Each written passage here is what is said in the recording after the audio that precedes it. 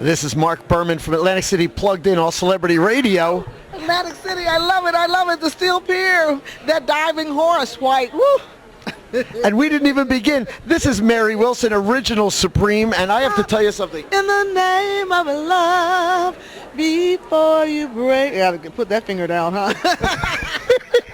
She is, let me tell you something.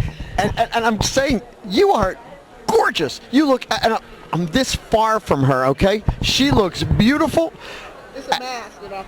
And you sound just incredible. We're here at RockCon. Yes. So Great people here, you know. We got all kind of people here. It's amazing. it really is. But I have to ask you, when the Supremes took the stage on Ed Sullivan's show, you were a kid. What were you, 4? Well, no, we started singing when we were 6. But by the time we were on Ed Sullivan's show, it was what? We were about 21, 22. Were you scared? No. It was live. We were happy. And of course, this was at the beginning of Motown. And Motown's success started with the Supremes, the Temptations, Yeah. Smokey. Marvelettes, Little Stevie Wonder. Of course. You know, it's a lot of them. But being part of this roster and the Motortown Review, which we saw at the Uptown Theater in Philadelphia. Georgie Woods. Hey. The guy with the goods. Hey, yeah. And so us being heard in Philadelphia, because AC Plugged In is also in Philadelphia, Mary has a big history with us down there. Yes, we do. Yes, we do. And of course you remember Jerry Blavitt. Sure. And you know what? I saw him recently. No, not maybe last year. So of all these things that you've done, what was your most memorable concert? Can you remember maybe biggest or wildest or craziest? Well, Dick Clark's Caravan of Stars, which was in 1964.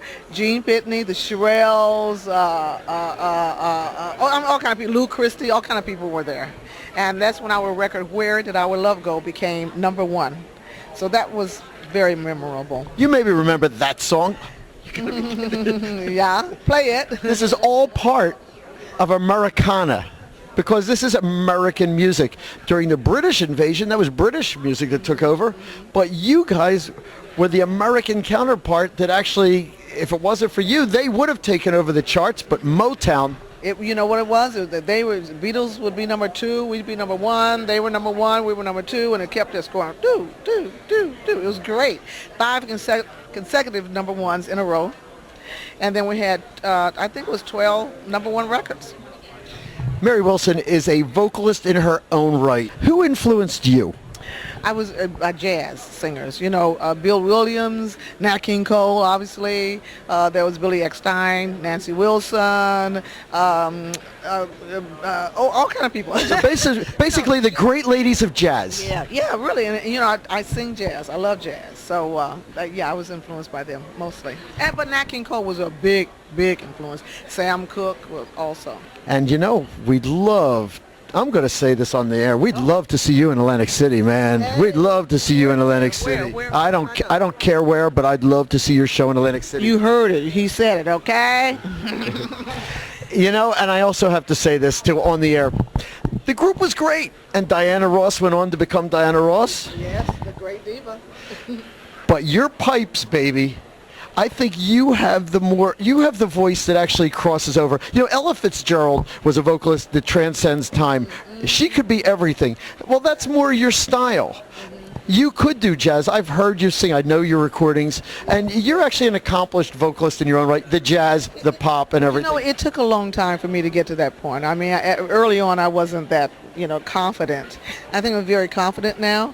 And all I have to say is no complaints. No regrets. I still believe in chasing dreams and placing bets. But I have learned that all you give is all you get. So give it all you got. Hello. Is this on? The Marc Berman Show is always on. Go to marcberman.com for our podcasts of our past shows and interviews.